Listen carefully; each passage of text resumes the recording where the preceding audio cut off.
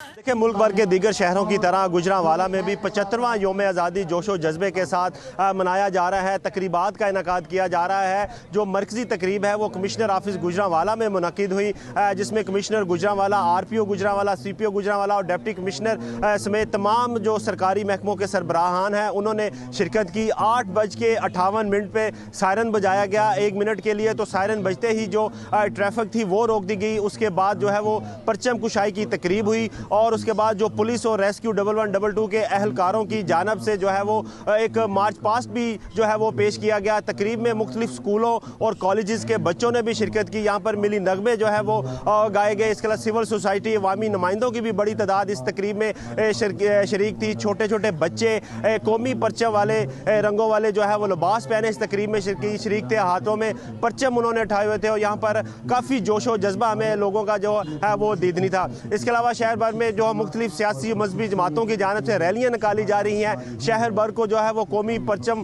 वाले झंडों से जो है वो सजाया गया है। तकरीबात का ये सिलसिला आज सारा दिन जो है वो इसी तरह जारी रहेगा। सिक्योरिटी के भी जो है वो शहर भर में इंतहाई सख्त इंतजामात किए गए हैं। जी।